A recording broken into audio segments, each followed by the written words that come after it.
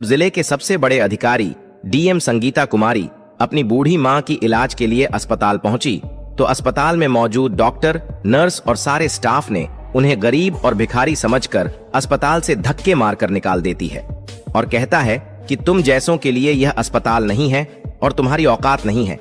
यहाँ पर इलाज कराने की तो बेहतर होगा कहीं और जाकर दिखाओ, और अगर दिखा नहीं सकते तो रहने दो। वैसे भी इनकी उम्र निकल चुकी है, अब कोई फायदा नहीं, चलो यहाँ से, ये जगह तुम जैसे लोगों के लिए नहीं है। दोस्तों सोचिए, जिले की सबसे बड़ी अधिकारी की मां को इस तरह धक्के मारकर निकाला गया, मगर जब डीएम संगीता कुमारी ने असलियत दिखाई तो न सिर्फ अस्पताल बल्कि पूरा शहर हिल गया। आइए देखते हैं आखिर असली सच क्या है। क्या हमारे देश में गरीबों के साथ ऐसा ही होता है? सुबह का वक्त था, ठंडी ठंडी हवाएं चल रही थीं। डीएम संगीता कुमारी अपने काम में व्यस्त थीं। उन्हें अंदाजा भी नहीं था कि आज का दिन उनकी जिंदगी का सबसे दर्दनाक दिन बनने वाला है। उनकी मां, जिनकी उम्र अब काफी हो चुकी थी, रोज की तरह सब्जी खरीदने के लिए बाजार निकली। उनका चलना अब भारी हो चुका था, कमर जैसे टूट सी गई हो। एक एक कदम संभल कर रखती हुई वह सब्जी मंडी तक पहुंची, मगर अचानक मंडी के बीचों बीच उन्हें दिल का दौरा पड़ा। वो धूप में वहीं जमीन पर गिर पड़ी। उनका शरीर बिल्कुल निढाल हो गया। आधा घंटा बीत गया, लोग आते जाते रहे, ठेले पर मोल भाव करते रहे। कुछ ने रुक कर देखा, कुछ ने बातें की, मगर कोई आगे नहीं बढ़ा। न किसी ने पानी दिया, न किसी ने उठाया, न किसी ने एम्बुलेंस बुलाई। यह नजारा देखकर भीड़ में खड़े कुछ लोग बस तमाशबीन बने रहे। औरत मंडी के बीचों बीच पड़ी थी, मगर इंसानियत जैसे किसी के अंदर बची ही नहीं थी। इसी भीड़ में एक शख्स था, रमेश। वो मदद करने की बजाय मोबाइल निकालकर वीडियो बनाने लगा। वीडियो बनाकर उसने तुरंत सोशल मीडिया पर डाल दिया। कैप्शन में लिखा, यह दादी आधे घंटे से यहां बेहोश पड़ी हैं।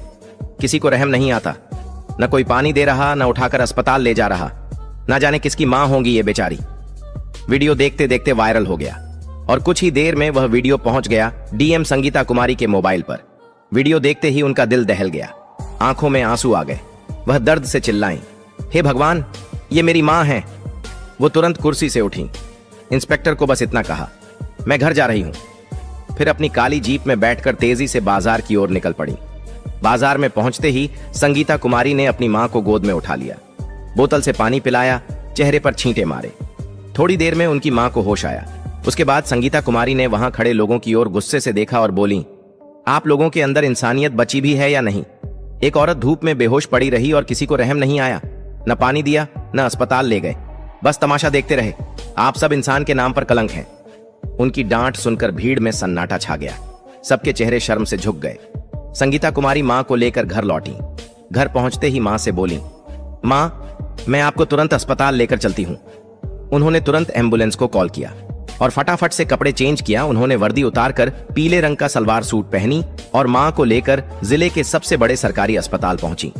वहां पहुंचकर सीधे बड़े डॉक्टर आनंद वर्मा के पास गई।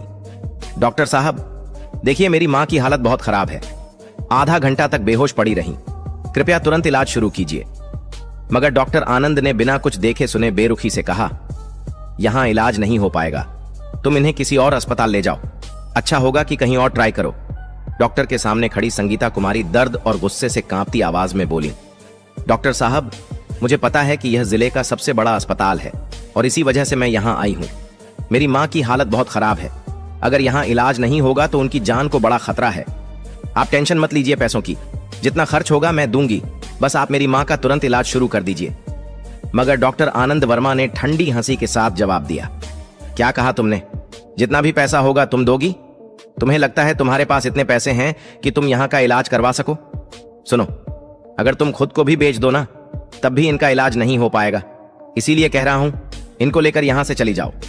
वैसे भी तुम्हारे जैसे लोगों के पास तो खाने को भी पैसे नहीं होते होंगे, इलाज कहां से कराओगी? यह सुनते ही संगीता कुमारी का खून खौल उठा। उनका चेहरा गुस्से से लाल हो गया, मगर उन्होंने खुद को संभाला। गहरी सांस लेकर बोली, देखिए, मैं गरीब हूं या फकीर, इससे आपको कोई मतलब नहीं होना चाहिए। आपको तो बस मेरा काम करना है। मैंने कहा ना, जितना खर्च होगा मैं दूंगी। पैसों की फिक्र मत कीजिए, बस मेरी मां का तुरंत इलाज शुरू कीजिए, वरना आप बहुत पछताएंगे। डॉक्टर ने हंसते हुए तंज कसा, अच्छा, अगर मैं इलाज ना करूं तो मुझे पछताना पड़ेगा? क्यों?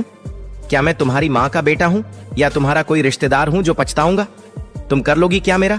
बकवास मत करो और इन्हें लेकर घर जाओ, यही सही है। वैसे भी इनकी उम्र निकल चुकी है, अब कुछ हो भी गया तो तुम्हें क्या फर्क पड़ता है? तुम तो जवान हो, खुद पर ध्यान दो। ये सुनकर संगीता कुमारी के हाथ कांपने लगे। वो कुछ पल खामोश खड़ी रहीं। उनकी आंखों में आंसू और चेहरे पर आग दोनों साथ थे। फिर उन्होंने धीरे से अपना पर्स खोला और उसमें से सरकारी पहचान पत्र निकाला। वो कार्ड सीधा डॉक्टर के सामने रखते हुए ठंडी आवाज में बोली, पहले ये देखो, फिर बोलो कि तुम्हारे पास टाइम नहीं है। कार्ड देखते ही डॉक्टर आनंद वर्मा के पसीने छूट गए। उसका चेहरा पीला पड़ गया। कांपती आवाज में बोला, सॉरी मैडम, मुझसे बहुत बड़ी गलती हो गई। मुझे नहीं पता था कि आप हमारे जिले की डीएम संगीता कुमारी हैं। मैं अभी इलाज शुरू करवाता हूं, आप टेंशन मत लीजिए। मैं पूरी कोशिश करूंगा कि आपकी मां ठीक हो जाए। प्लीज आप यहां वेट कीजिए। डॉक्टर तुरंत स्टाफ को दौड़ाने लगा। संगीता कुमारी की मां को स्ट्रेचर पर ले जाया गया। नर्सें दौड़ दौड़ कर दवाइयां लाने लगीं। संगीता कुमारी वहीं खड़ी थीं। बाहर से शांत दिख रही थीं, मगर अंदर उनका गुस्बी सा उबाल मार रहा था। ये लोग सरकारी अस्पताल में गरीबों के साथ ऐसा करते हैं? सरकार इन्हें सैलरी देती है ताकि ये बेसहारा लोगों का इलाज कर सकें, मगर ये लोग तो अमीरों की चापलूसी में लगे हैं और गरीबों को धक्के मारकर निकाल देते हैं। ऐसे लोग डॉक्टर कहलाने के लायक नहीं। मैं इनको नौकरी से हटवा कर रहूंगी। उनकी मुट्ठियां भींची हुई थीं। उनके मन में ठान चुकी थीं, अब ऐसा नहीं चलेगा। कुछ देर बाद एक नर्स आई और बोली, मैडम आप टेंशन मत लीजिए, आपकी मां अब बिल्कुल ठीक हैं, लेकिन कम से कम 1 हफ्ता आपको यहीं उनके साथ रहना होगा। डॉक्टर के इलाज से कुछ समय बाद संगीता कुमारी अपनी मां के पास गईं। उनकी हालत पहले से काफी बेहतर थी। मां को ठीक देखकर संगीता की आंखों से आंसू निकल आए। उन्होंने अपनी मां को गले लगाया। दोनों मां बेटी फूट फूट कर रो पड़ी। मां मन ही मन सोच रही थी, मैंने अपनी बेटी को पढ़ाने के लिए कितने कष्ट झेले, कितनी मेहनत की, तब जाकर मेरी बेटी आज इस मुकाम पर है। और संगीता अपने दिल में सोच रही थी, आज अगर मेरी मां न होती तो मैं यहां तक कभी नहीं पहुंच पाती। मगर आज मेरी मां की यह हालत देखकर मेरे दिल को दर्द से चीर दिया है। उनकी आंखें लगातार भीगी हुई थीं। अगले 2 दिन और 2 रातें संगीता अपनी मां के पास ही अस्पताल में रहीं। अपनी मां की देखभाल करते हुए उन्होंने तय कर लिया था कि इस अन्याय को ऐसे ही नहीं छोड़ेंगी। तीसरे दिन थाने से कॉल आया। इंस्पेक्टर ने कहा, मैडम आपको तुरंत मीटिंग में आना होगा, बहुत जरूरी मामला है। संगीता ने गहरी सांस ली और बोली, ठीक है, मैं मीटिंग के लिए आ रही हूं, मगर मैं ज्यादा देर रुक नहीं पाऊंगी। मेरी मां की तबीयत अभी ठीक नहीं है, मुझे उनके पास ही रहना पड़ेगा। इंस्पेक्टर बोला, ठीक है मैडम, आप मीटिंग के बाद जितनी जल्दी हो सके अस्पताल लौट आइए। संगीता अपनी मां को दिलासा देकर मीटिंग में पहुंची। मीटिंग खत्म होते ही 6 घंटे बाद वो वापस अस्पताल लौट आईं। पूरा 1 हफ्ता अस्पताल में गुजारने के बाद आखिरकार संगीता अपनी मां को लेकर घर लौटी। मां की हालत अब स्थिर थी, लेकिन संगीता के दिल में आग जल रही थी। अगर मैं डीएम ना होती, अगर मेरे पास यह पद ना होता, तो आज मेरी मां शायद मेरे पास जिंदा ना होती। गरीबों के साथ रोज ऐसे ही होता होगा। यह अन्याय है और मैं इसे ऐसे नहीं छोड़ूंगी। उनकी आंखों में गुस्सा साफ झलक रहा था। कुछ दिनों बाद उन्होंने निर्णय लिया। वो थाने गईं, इंस्पेक्टर और हवलदारों को अपने साथ लिया और सीधे उसी अस्पताल पहुंची। अस्पताल में पहुंचकर उन्होंने सभी डॉक्टरों और स्टाफ को एक जगह बुलाया। वहां खड़ी होकर गुस्से से कांपती आवाज में बोली, आप लोगों की वजह से न जाने कितने गरीबों की जान गई होगी, न जाने कितने बेबस लोग इलाज के बिना लौट जाते होंगे। सरकार आपको सैलरी इसलिए देती है कि आप गरीबों का सहारा बने, उनकी जान बचाएं, मगर आप लोग यहां सिर्फ अमीरों की चापलूसी और गरीबों को अपमानित करने का काम करते हैं। उनकी आवाज और ऊंची हो गई। 1 हफ्ता पहले आपने मेरी मां के साथ जो किया, वो सिर्फ मेरे साथ नहीं बल्कि हर गरीब के साथ होता है। आपको किसने हक दिया कि किसी को औकात दिखाओ, किसी को फकीर कहकर बाहर निकालो? याद रखो, आपकी औकात आपको तब समझ में आएगी जब मैं आप सबको इस पद से हटवाऊंगी। अब मैं आप लोगों पर सख्त कार्रवाई करूंगी ताकि आप जान सकें इंसानियत के साथ खिलवाड़ का अंजाम क्या होता है। पूरा अस्पताल सन्न था। डॉक्टरों के चेहरे पर डर साफ दिख रहा था। अस्पताल के सबसे बड़े डॉक्टर आगे आए। उन्होंने हाथ जोड़ लिए और झुके सिर से बोले, मैडम हमें माफ कर दीजिए, हमसे बहुत बड़ी गलती हो गई। आगे से हम ऐसी हरकत कभी नहीं करेंगे। हम हर मरीज का इलाज पूरी कोशिश से करेंगे, चाहे उनके पास पैसे हों या ना हो। डॉक्टरों की माफी के बावजूद डीएम संगीता कुमारी का गुस्सा शांत नहीं हुआ। वो ठंडी लेकिन सख्त आवाज में बोली, आप लोग कितना भी माफी मांग लें या सर झुका लें, मैं आपको माफ नहीं करूंगी, क्योंकि आपने सिर्फ मेरे साथ नहीं, न जाने कितनों के साथ ऐसा किया होगा। कितने गरीब यहां से अपमानित होकर लौटे होंगे जिनकी जान आप लोगों ने लापरवाही से छीनी है। इससे बेहतर है कि ऐसे लोग डॉक्टर रहे ही ना। इसलिए माफी की उम्मीद मत कीजिए। मैं ऐसा फैसला लूंगी कि आगे से कोई मरीज यहाँ अपमानित ना हो। उनकी बात सुनकर सारे डॉक्टर घबरा गए। सभी हाथ जोड़कर कहने लगे, मैडम, हमें माफ कर दीजिए। हमसे बहुत बड़ी गलती हुई है। हमें एहसास हो चुका है कि हमने गलत किया। हमें हर मरीज को इंसान समझकर बराबरी से देखना चाहिए। आगे से हम हर किसी का अच्छे से इलाज करेंगे। किसी के साथ भेदभाव नहीं होगा। हमें एक मौका और दीजिए। संगीता कुमारी ने कुछ देर खामोश रहकर उन्हें देखा। उनके मन में संघर्ष चल रहा था। क्या ये सच में सुधरेंगे या फिर वही करेंगे जो अब तक करते आए हैं?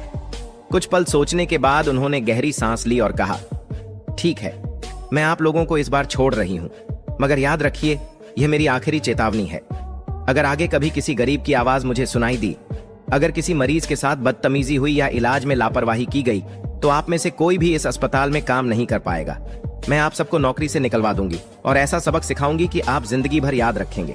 बेहतर होगा कि अभी से सुधर जाइए और हर मरीज को इंसान समझकर उसका इलाज कीजिए। उनकी बात सुनकर पूरा स्टाफ चुप हो गया। सबके चेहरे शर्म और डर से झुक गए। संगीता ने इंस्पेक्टर और हवलदारों को इशारा किया और कहा, चलो। वो वहां से निकल गई। उस दिन के बाद अस्पताल की तस्वीर बदल गई। डॉक्टरों को समझ आ चुका था कि जिंदगी हर इंसान के लिए बराबर कीमती है, चाहे अमीर हो या गरीब। उन्होंने अपने रवैये को बदला और हर मरीज को इंसानियत के नजरिए से देखना शुरू किया। दोस्तों, अगर आपको यह कहानी पसंद आई हो तो इसे लाइक कीजिए और ज्यादा से ज्यादा शेयर कीजिए, ताकि हर कोई अपनी आवाज उठा सके और सिस्टम को बदलने की हिम्मत कर सके। और हाँ, हमारे चैनल माशकुर वॉइस को सब्सक्राइब करना ना भूलें, क्योंकि यहाँ आपको मिलेंगी ऐसी ही सच्ची और प्रेरणादायक कहानियां। धन्यवाद।